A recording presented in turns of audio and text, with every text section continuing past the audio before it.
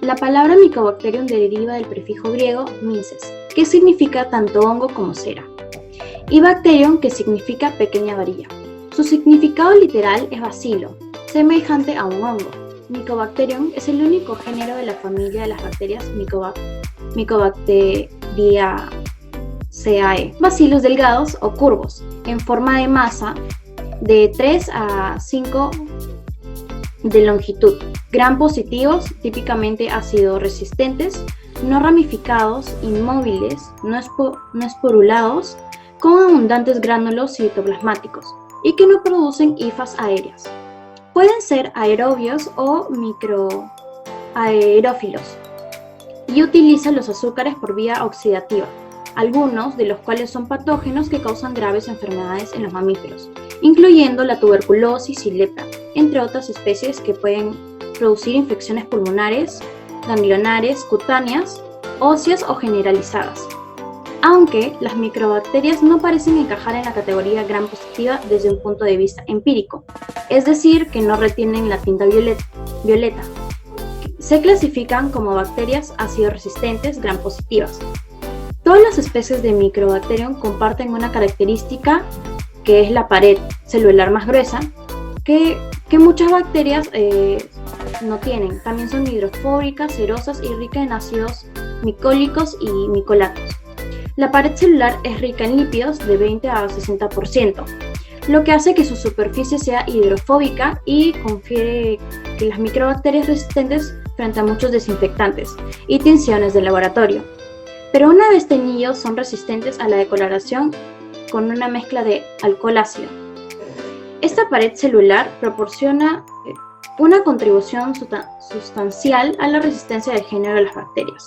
El contenido de sus bases de guanina y citosina en la molécula de ADN es de 62 a 70 moles. El género comprende a 50 especies, que entre ellas son patógenas primarias, oportunistas y saprofitas. Y la especie de Mycobacterium tuberculosis, la cual vamos a utilizar como modelo de referencia las principales características del género. Básicamente se considera 3 tipos de cuadros clínicos, entre los que destacan la tuberculosis y la lepra.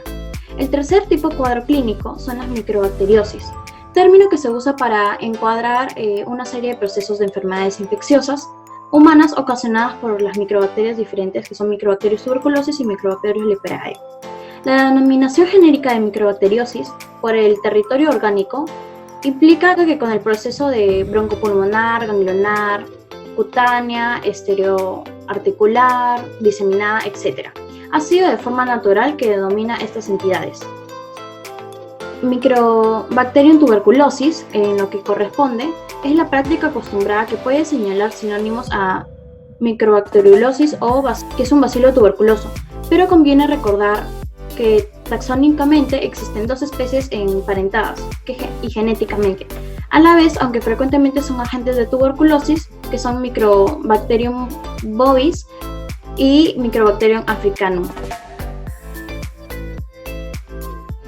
Se logra observar en el frotis proveniente del cultivo más regular que la que se observa en un frotis de materia patológica. Se utiliza la técnica de Ziel-Nielsen, que trata de una coloración diferencial basada en la capacidad de las micobacterias de poder incorporar colorantes y luego retenerlos ante la acción de una mezcla de alcohol y ácido, lo que es conocido como ácido-alcohol resistencia. Las particulares características de la pared de las micobacterias parecen ser responsables de esta misma propiedad, pudiendo formar así complejos ácidos estables cuando se exponen a colorantes aniónicos.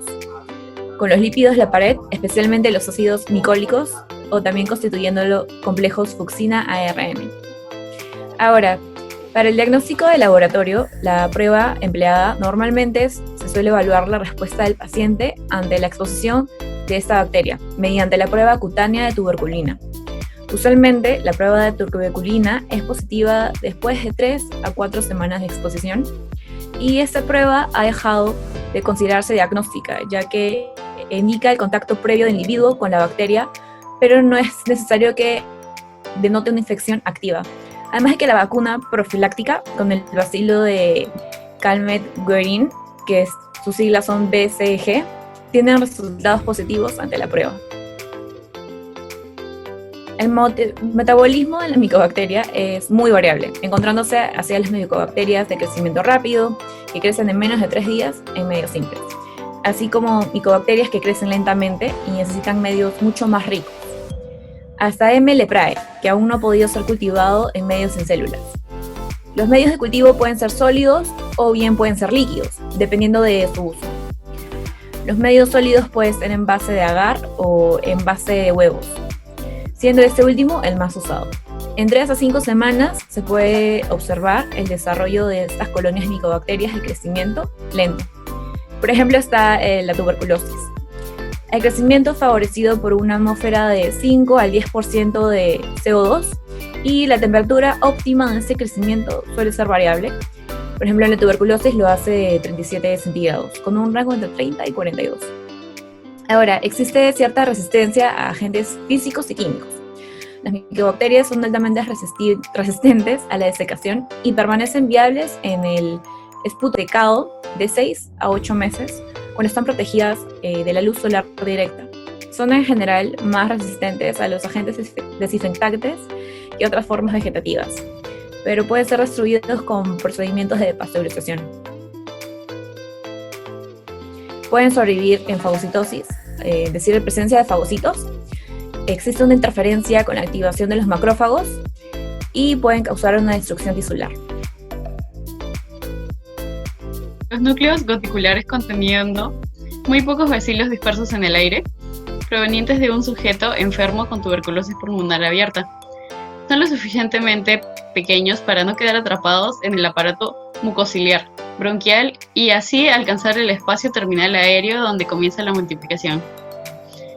El foco inicial es casi siempre de localización subpleural, generalmente ubicado en la zona media de los pulmones, donde el mayor flujo aéreo favorece el establecimiento de los bacilos inhalados. Excepcionalmente, se encuentra el foco inicial en otras áreas, por ejemplo, la piel, intestinos, orofaringe y genitales. En la mayoría de los casos, el foco pulmonar inicial es único, aunque en un 25% de los casos pueden ser múltiples.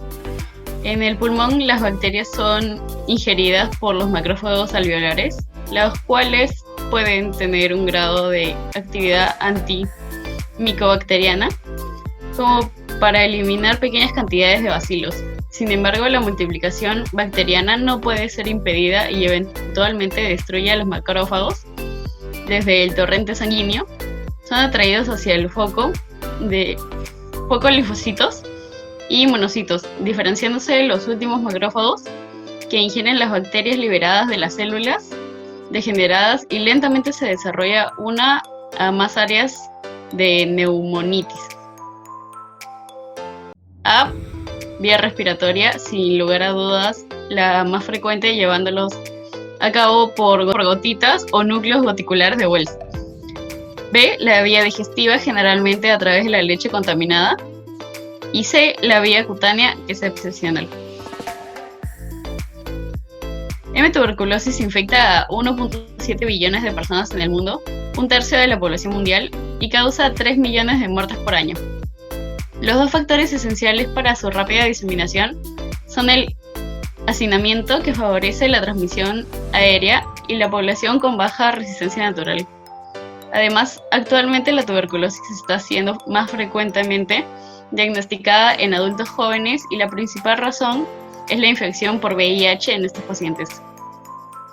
La cadena epidemiológica del reservorio hombre, representado por el enfermo bacilífero o animal, 1 a 3% de todas las tuberculosis se reconoce sobre todo transmisión por bovinos, leche no pasteurizada. M. tuberculosis es inhibido in vitro a concentraciones alcanzables en suero humano en dosis terapéuticas por una serie de antimicrobianos que son conocidos como agentes antituberculosos y han sido clasificados tradicionalmente en los siguientes grupos: antituberculosos mayores, isoniazida y rifampicina, Luego los secundarios, que es piracinamida, streptomicina y etambutol. Y los antituberculosos menores, que son los PAS. La aparición de resistencia constituye el principal problema del tratamiento. Podemos clasificar las cepas en sensibles y cepas resistentes, que se desarrollan en presencia de antimicrobianos por selección de mutantes resistentes y que aparecen en forma espontánea con diferente frecuencia para los fármacos antituberculosos. Es de importancia reseñar los conceptos de resistencia primaria, aquella que muestran las cepas de enfermos que nunca recibieron el tratamiento, la resistencia secundaria, la que consecuente generalmente a un tratamiento incorrecto. El único mecanismo demostrado hasta el presente capaz de originar resistencia en M. tuberculosis es el resultado de mutación espontánea a nivel cromosómico.